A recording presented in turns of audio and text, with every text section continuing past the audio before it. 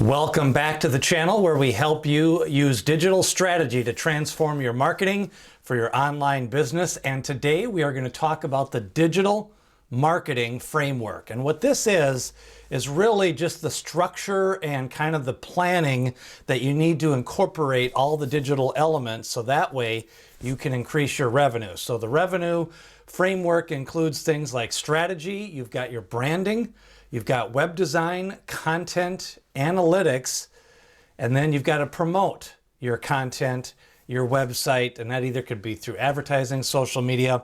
We're going to go through each of these on the digital framework, starting off with branding, which this includes doing a lot of the initial and ongoing market research, which includes the target market, the size of the target market, they call that a total addressable market, using your market research, defining your customer personas, we've talked about them. Also the positioning statement. Do you have something that differentiates you from the competition? And then the market size, how big the market is, where that market is buying, what type of things are they looking at online with their digital strategy. You match your digital strategy with your customer persona. You need to find them online using a branding and strategy segment to your digital marketing. The next thing you want to talk about is your web design. And I think a lot of times people think the web design is just the content on the page, and it's more to it than that. Again, you want to do keyword research. You want to have your technical SEO, which is your meta tags and your descriptions and your alt and naming your photos, but you also want to have your online SEO, which includes your wireframe, what the user experience is like, how they log in, do they remain logged in, the design, which includes the colors. It also includes the font. You want to think mobile and design for mobile. You also want to do testing on your website for your conversion rate optimization. Forms, what do they look like? Where do they get stored? How do you take those lead forms in as part of your digital strategy? Contact us information, and then your lead generation or your e-commerce sales.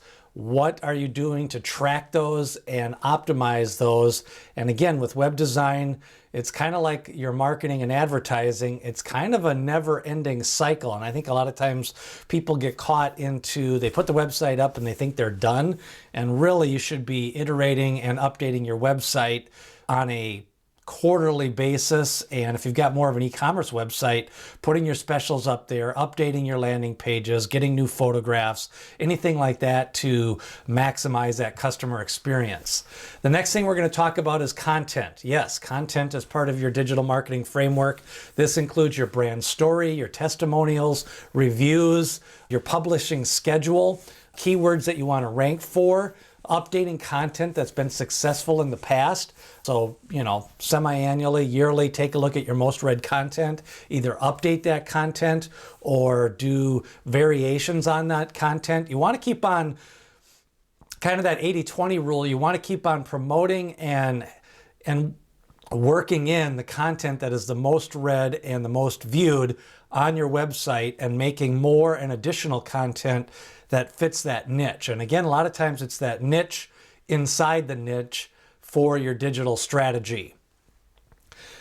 Your analytics, this is an ongoing process. This includes such things as just visitors to your website, the source of your traffic, where are they coming from, organic, paid, social media, referral traffic, either from paid ads or from backlinking to other websites, content, and then your conversions. What is your overall conversion rate from your visitors to either your form leads or your purchase history, and the number of new customers that you're bringing in, and then the number of previous customers that are coming back to repurchase in either a 30-month, 60-month, or 90-month time frame, whatever you're using for your lifetime value.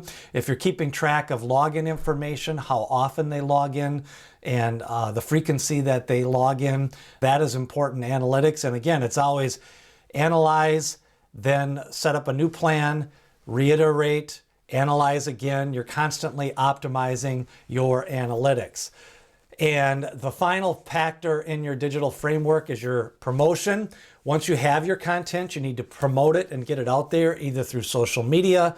And that includes LinkedIn strategy, your Facebook strategy, your Twitter strategy, seminars versus webinars, and then trade shows and different types of conferences. How are you going to promote?